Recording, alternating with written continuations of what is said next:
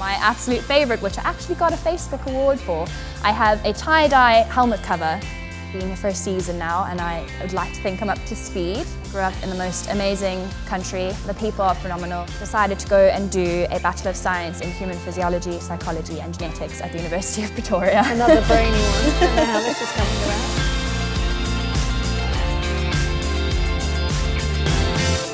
So for today's Meet the Team, I introduce Alex Munn. Alex, great to have you as part of the team, and your story is totally different from anyone else's because your home country is South Africa. Yes, it is. So talk us through a little bit your journey to landing here as part of our team.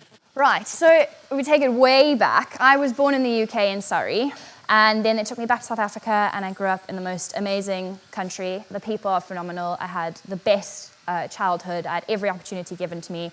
I had multiple horses, ponies. I rode on all the teams. I did every discipline. But I kind of reached my limit because in South Africa, we only go up to the old level 2-star, and we're struggling with sponsors and riders. You know, we only have 3 top riders in the country, and we really, really struggle to hold the events, and we only have about 7 to 10 events a year anyway. So how many competitors would you have at each event? In the old 1-star, so now 2-star, would be about 10. Okay. And then in the 2-3-star would be 3 or 4 riders. Okay. Yeah, it was really small. And I just felt a bit limited and almost a bit under pressure to try and branch out and not just do the same old over and over again. So I really wanted to come over here and learn from the best of the best and see the big leagues. So I was incredibly lucky that my dad said to me, sat me down and said, Alex, I really, really think you need to go to university first before you pursue your career in horses, you know, just so you've got a backup plan.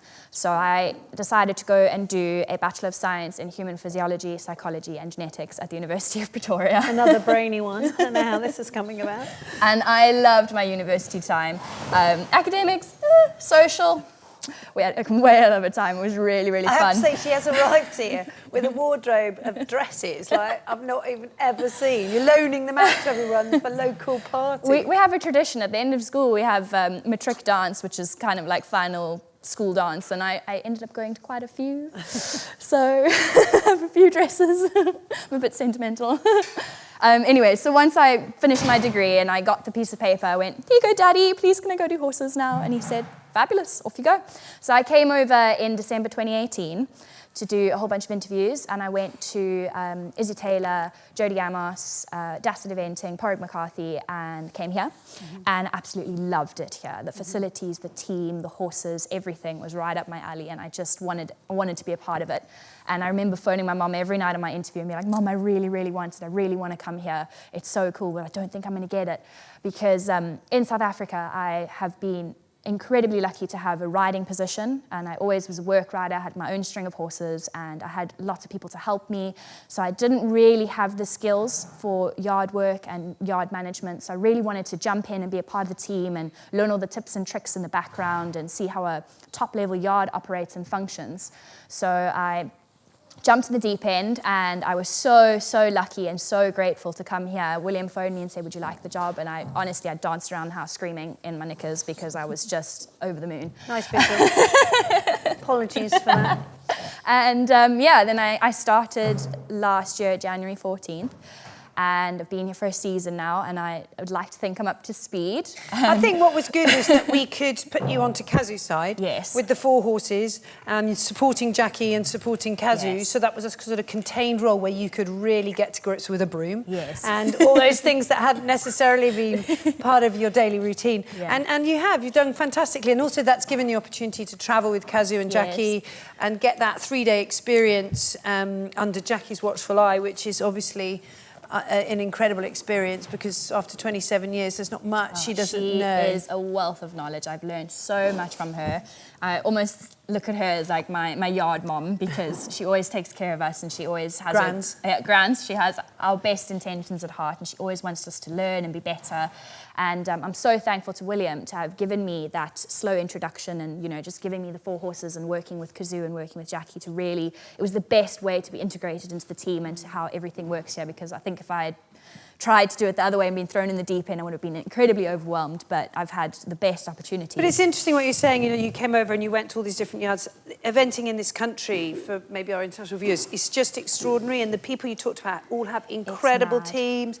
There's such an opportunity and a wealth because there's so many people here doing it so well, aren't there? It's mad. I mean, I'm used to having to alternate between show jumping, dressage and eventing because there's just not enough eventing shows and the ground is too hard and we don't have the right facilities for training. I mean, I went to Pontypool with Kazoo to go and do cross-country schooling, and when I arrived there, my jaw was literally on the floor. I've never seen such an amazing facility with like a cross-country school and all the water features and everything in the arena, all weather surfaces and everything. I was like, oh, Mom, you'll never guess. So since coming, my eyes have been opened at how well the events run, the magnitude of horses, the magnitude of classes. I mean, there's 5 different sections for novice. With 100 people in each. Yeah, exactly. It's mad. I think the other thing that perhaps is amazing about the UK and eventing in the UK is a springboard into Europe. And one of the things that struck me about what you've been telling me about South Africa is that there's real issues around travelling horses out of South Africa. Can you explain that and what the deal is there? We have a terrible disease. It's carried by a little midge called African horse sickness. And there's, I think, I might be wrong, but 11 different strains. And I think 9 are fatal. Once they've got it, they're tickets. And unfortunately, the quarantine process for the horses to be cleared to come out of the country takes 3 months. And they have to go via Mauritius. And it's hellishly expensive. It's awful on the horses because Mauritius is very warm. And by the time they get to the other side, they don't look anything like they did. And it takes you another year just to get them back to where they were before you left. So that's why I sold up my horses and came over and bought this beautiful creature. This is the Spice Merchant. His stable name is Basil. And he is my pride and joy. He's a total dude, isn't he? I mean, he is a total dude. He is so cool. He's like the gentle giant, isn't he? Yeah. Although he did buck you off the other day. I'm slightly mortified about it. Oh, he's eating the end of my microphone. Oh, Basil, don't do that and choke on that. That's very good. Small munching. But and what is your kind of aims with him? Where are you? So I didn't understand how the levels worked and everything here. I'd only ever known sort of 90, 100, 1-star, 2-star. So once I figured out that the British eventing system does novice, intermediate, advanced, and I've been to a few events and seen how it works and seen how William preps his horses and gets them going and takes them up through the levels, I think I've re-evaluated my goals, and I would like to finish this season having done a 2-star long on him. So we'll start at 100, do a couple novices, and when William says we're ready, we'll do some shorts and then finish the season on a long, hopefully. Now, you can take the girl out of Africa, but you can't take Africa out of the girl. One of the things that distresses me, and it's probably really unfair, and I hope all of you will think that I'm wrong, could you just explain your choice of outfits for your competition schedule in this country? Right, let me start from the beginning. Right, when I was little, I had an absolute fetish with collecting sets of colours. So I had a red numna, red bonnet, red mouth guards, red reins, red boots. Then I moved on to orange, then I moved on to blue. And when I hit about 15, 16, I picked lime green. So, and that seems to be the colour that's stuck. So when you go cross country, just talk me through where the lime green features. Well, I wanted to do more, but I was a little bit worried about what everyone would think, and I didn't want to let Team Fox down. So I normally, because I have a wonderful sponsor, Sophia Lewis Equestrian, I wear their numna, but I would normally have a bright green numna. Yeah. I have bright green gloves. I have green cross-country boots. I normally put green electric tape on them. I have green overreach boots. I have green mouth guards. And what about you? I actually own a pair of lime green lycra tights that I'm saving for badminton one day. Okay. Look out, badminton. But I have this beautiful navy blue and lime green top that was made by Pegasus Equestrian back home, and it has lime green stars down the side. Yeah. And then my absolute favourite, which I actually got a Facebook award for, I have a tie-dye helmet cover that is of every colour under the sun and helps me stand out. So Lexi, who I'm sure if you've met with Meet the Team, if you haven't, then look up her Meet the Team. She's here with us from the States. took a day off to come with you to your first event, didn't she? And she hadn't been forewarned of the lime green fetish, had she?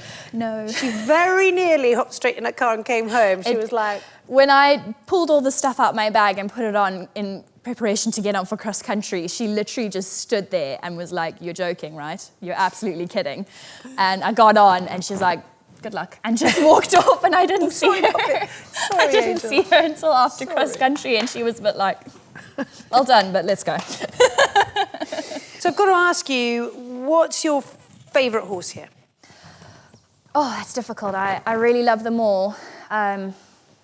And everyone will say on the odd, for a long time, my favourite was Vince, which was Kazoo's horse. And it's not to say he's not still one of my favourites, but Vinny has crept into my heart. So Vinny and Vince would be my top two on Kazoo's team.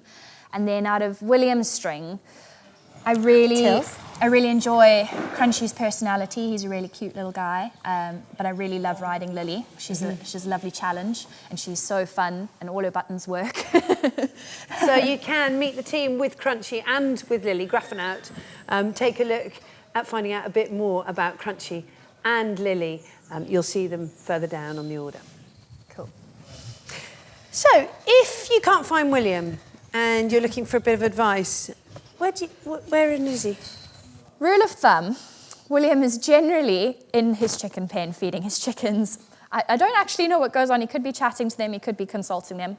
I'm not sure, but he disappears there often. Was that your most surprising thing to discover when you joined Fox Pitt eventing? Not really. I mean, I've come across a few people that have certain animals that they really connect with, and William just happens to have his chickens. But the funny thing, actually, when I first arrived is trying to understand all the different accents. I really struggled with Adam initially because he's from Newcastle, and I'd only ever watched Geordie Shore, so that was probably the most standout thing, that everyone's speaking English, but I just didn't understand what they were saying. Well, you're an incredible individual. You've got so much fight. I have no doubt that the goals that you've set yourself will be achieved. There's no doubt about that. And it is really fun, all the chat and the banter that you bring to the yard.